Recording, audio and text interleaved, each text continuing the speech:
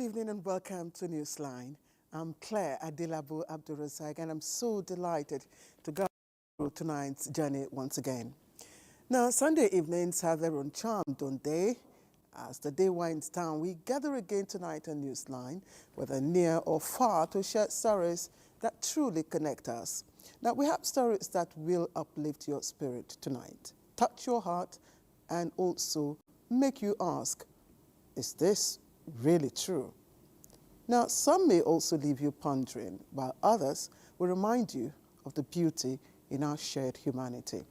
We'll also shine a spotlight on incredible Nigerians rewriting the narrative, exploring the sacrifices that shape our communal spirit, and also celebrating the power of kindness, unity, and sharing. And in addition, we'll add a splash of color, highlighting our vibrant festivals and traditions that celebrate our very rich heritage. And yes, we will pay tribute to those we've lost, remembering the lives and legacies that continue to inspire us. Now the stories are just beginning, and each one will leave its mark. So please sit back, relax, and be my guest. Oh, I won't let this slip by. An overdue warm welcome to Ogochukwu, who joined the Newsline family last week. Although I didn't get to properly welcome her, it's better late than never. Ogo, we're very glad to have you on the Newsline team. I'm glad to be here, Claire, the captain. And I must say, last week, Elizabeth did justice to that introduction. Thank you for having me on the news segment of Newsline. And now we begin the news with the UN Climate Change Conference, COP29, which closed with a new finance goal to help countries to protect their people and economies against climate disasters and share in the vast benefits of the clean energy boom. With a central focus on climate change, Finance COP29 brought together nearly 200 countries in Baku, Azerbaijan, and reached a breakthrough agreement that would triple public finance to developing countries from the previous goal of $100 billion annually to $300 billion annually by 2035, secure efforts of all actors to work together to scale up finance to developing countries from public and private sources to the amount of $1.3 trillion per year by 2035. Known formally as the new Collective Quantified on Climate Finance, NCGQ, it was agreed after 2 weeks of intensive negotiations and several years of preparatory work in a process that requires all nations to unanimously agree on every word of the agreement. And now the 2024-2025 International Conference of Conjoined Twins is craving a new agenda for a promising future for patients. And the King Salman Humanitarian Aid and Relief Center is providing the platform in Riyadh, where fresh concerns are tasking global health champions in navigating through the hurdles to solve issues of immediate priorities. And one of such is the Conjoined Twins. Correspondent Abubakar Kwanga reports. The 2024 and 2025 Conjoined Twins Conference holding in Riyadh, Saudi Arabia, is a global phenomenon seeking sincere answers to many questions left to only one man to solve, the Saudi monarch, King Salman bin Abdulaziz. Now ovations are high as number of patients for the single fertilized egg that splits and develops into two individuals known as conjoined twins are becoming more alarming for one individual to address. The King Salman Humanitarian Aid and Relief Center is not only, spreading its tentacles around the world, but it has its own stopover in Nigeria. Nigeria is also a major beneficiary, as 3 different families have successfully undergone the experience with all their babies hale and hearty, a gesture that cut across 26 countries with 143 cases and 61 pairs, now leading top conversation by experts. hundreds of thousands of children dying every year because of congenital anomalies, and conjugated twins is one of these important congenital anomalies. Is an incredible humanitarian initiative that not only would serve the areas around us, somewhere around the world. It's really a turning point, and you know, we are really glad to be invited and very honored to be invited by King Salman Relief and its partners. Panelists say with detection of the problem at early stage of pregnancy, safe abortion at instances of major health complications and regular antenatal services, chances of mortalities and deformation can be brought to a controllable limit. The Kingdom of Saudi Arabia, through its Foreign Affairs Ministry, is pursuing a strong commitment with the United Nations for the declaration of 24th November of every year as World Conjoined Twins Day. This is to raise global awareness and to seek greater partnership in meeting international demands of stemming the health challenge, especially in developing countries. In Riyadh, the Kingdom of Saudi Arabia, I am Abubakar Akwanga, NTA. Now, Nasarawa state government is stepping up campaign to reduce the burden of cervical cancer in the state with vaccination of more than 2,000 girls within the age group of 9 to 14 years. This was disclosed at a stakeholders engagement with the Nasarawa State's Primary Healthcare Development Agency in Lafia. Victoria Ojito reports. Findings show that human papillomavirus, which is the leading cause of cervical cancer, is responsible for 95% cases of cancer in Nigeria and second most common amongst women in Nigeria. This is to bridge gap and ensure that girls within the age group of 9 to 14 who are not sexually active get immunized. The stakeholders meeting therefore provides platform to review the 2023 vaccination exercise and strategies to step up the campaign to ensure no girl child between age 9 to 14 is left out in the immunization exercise. Our target was on 238,000, 216,000 girls 9 to 14 years. And the National Health Supply us with all the required vaccines, so we'll be able to vaccinate more than 238 girls 9 to 14 years in the state. The state integrated those activities into the already existing immunization schedule, as well as leveraging on other program activities like MNCH Week.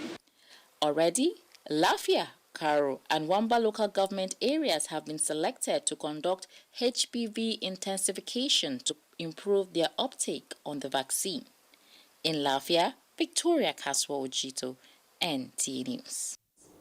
And still talking health, diabetes has been factored as a major cause of disability in Nigeria, accounting for a significant number of cases of kidney failure, heart attack, and stroke. The Diabetes Association of Nigeria says Nigeria accounts for about 5% of the global diabetes burden, with approximately 5 million people living with diabetes, and the number is projected to rise to 12 million by 2045.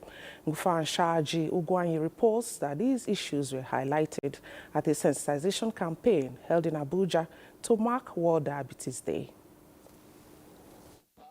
The popular Wuse Market area in Abuja buzzing with activities.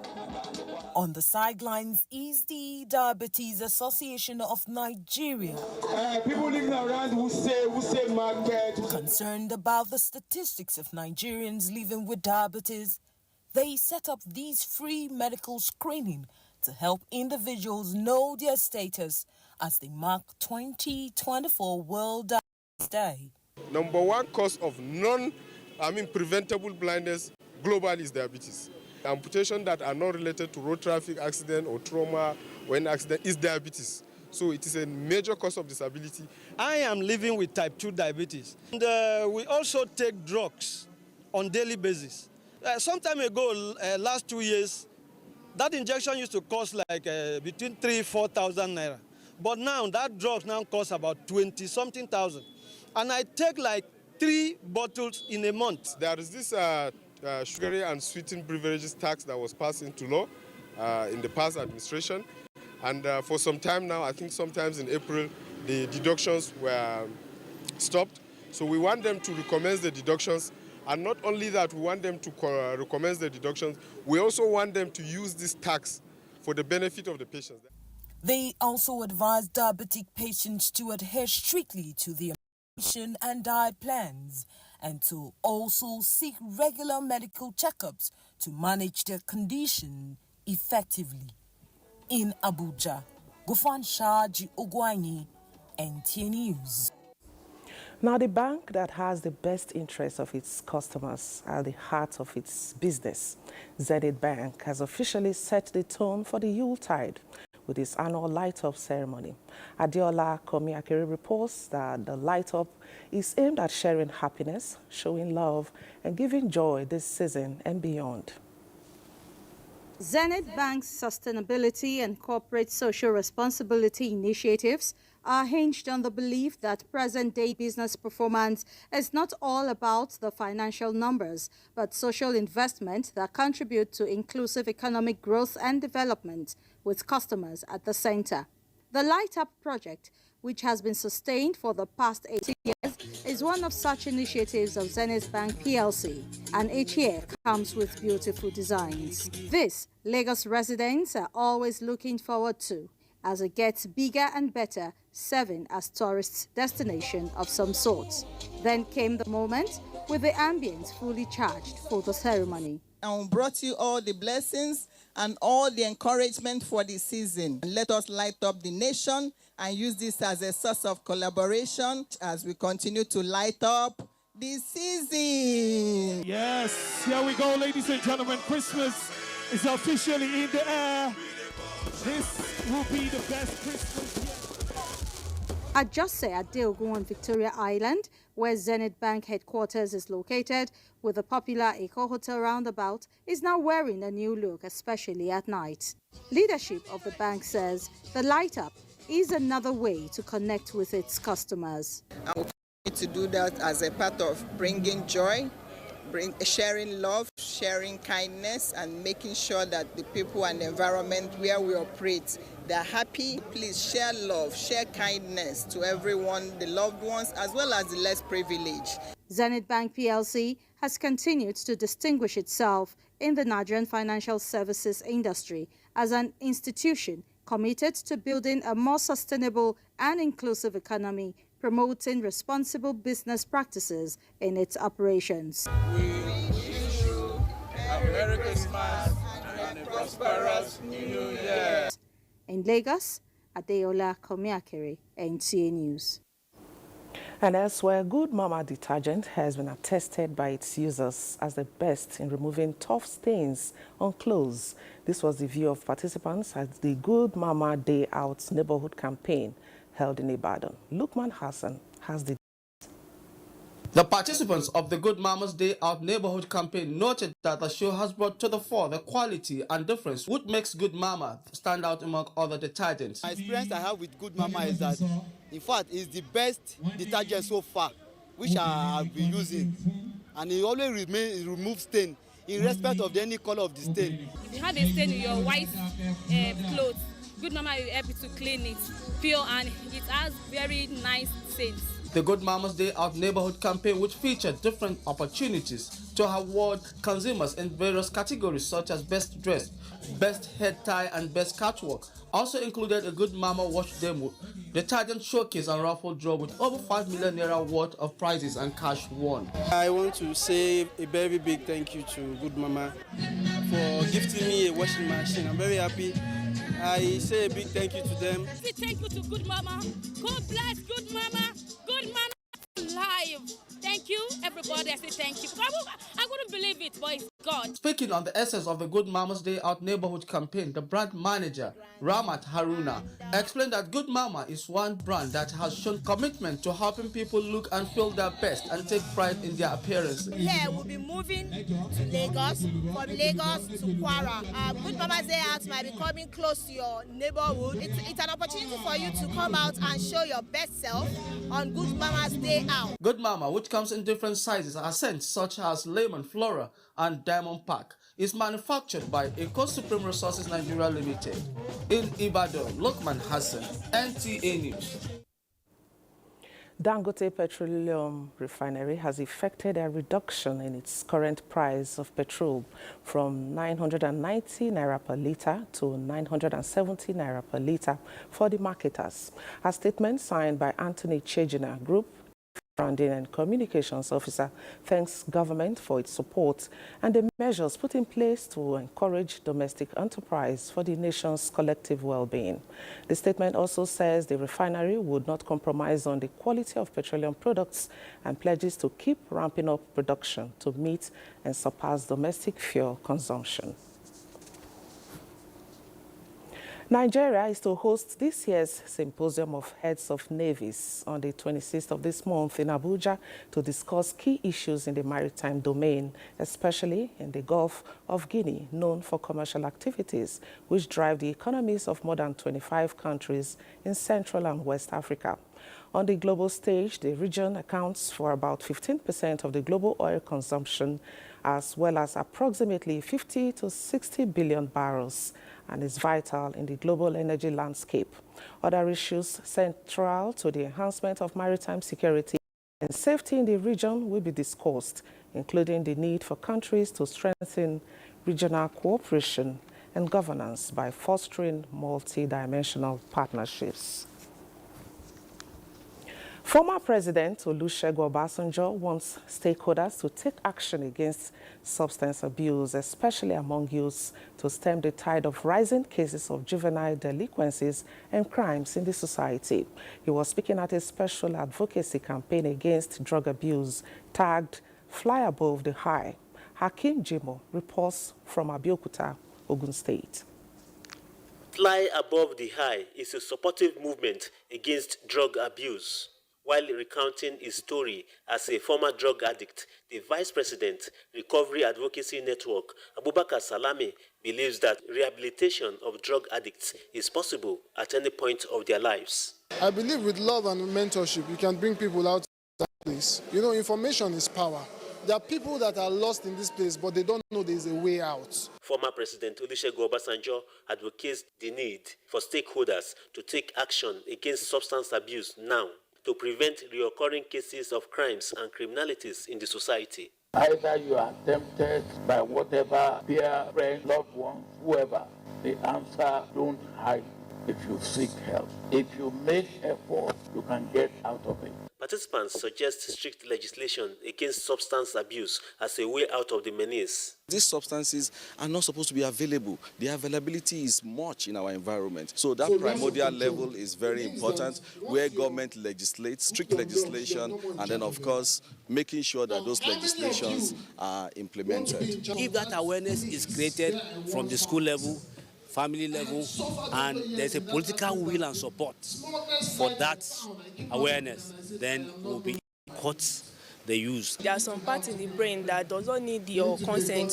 to function. So when you take drug, it makes your brain work abnormally. One can overcome the addiction through God and through seeking counseling. The Enlightenment program metamorphosed into a panel discussion where the panelists encouraged Nigerians to shun substance abuse in its entirety.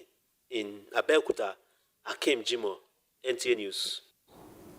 In the meantime, operatives of the National Drug Law Enforcement Agency, NDLEA, have arrested a 50-year-old businessman at the Akano Ibiam International Airport in Enugu for ingesting 90 wraps of cocaine.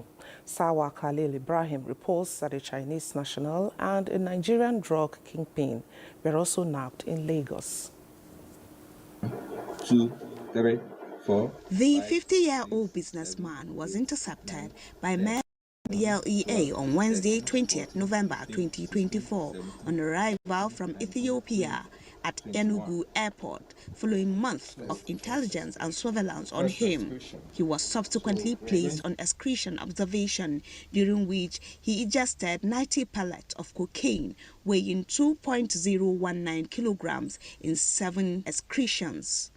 In another well-coordinated operation carried out by a Special Operations Unit of the agency on Thursday, 21st November, head of a cocaine distribution cartel, was arrested along with 5 of his associates in Lagos. A total of 2.412 kilograms of cocaine were recovered from them. In a related development, another drug syndicate operated by a Chinese man has been dismantled by NDLEA operatives following his arrest at his hotel in Lagos. He is said to be the brain behind a transborder drug trafficking syndicate. In Ekiti State, NDLEA operatives on Sunday, 17th November, arrested a 50-year-old physically challenged woman with 286 grams of Colorado and loud. Raids and arrests were also carried out in Edo, Kano, and Bauchi states. In Abuja, Salwa Khalil Ibrahim, NTA. The Norwegian Council of Refugees says Republic of Sudan is on the verge of severe famine as Romania and Uruguay go to the polls to vote in presidential elections. Kolo Mohammed brings us details of this and other stories on Global Update. Participants at COP29 approved a bitterly negotiated deal on Sunday. The deal placed developing nations at the mercy of worsening disasters as it dismissed $100 billion a year pledge from wealthy historic polluters. In other news, Sudan is envisaging threats of severe famine. The wartime country is on countdown to famine and is also experiencing the biggest humanitarian crisis on the planet, one which the world is neglecting, according to Norwegian Refugee Council chief. And in Europe, Social Democrat Prime Minister Marcel Ciolaco is said to be leading a field of 13 hopefuls in the polls with about 25%, followed closely by far-right leader George Simeon on 15 to 19%. George Simeon said if elected president, he will stop Romania's military aid to neighboring Ukraine. He, however, did not give a reason for the intended decision. In the same vein, Uruguayans also cast votes to vote a new president for the second round vote of the general elections. The leftist alliance celebrated former president Jose Pepe Mujica hopes to reclaim the country's top job 5 years after a right-wing victory driven by concerns over crimes and taxes. The 89-year-old former president remains at the center of South American nations' politics as a key supporter of left-wing candidate hoping to unseat the incumbent. Kolo Muhammad, NTA News. And as the news segment, Captain Claire will be back for Newsline proper after the break.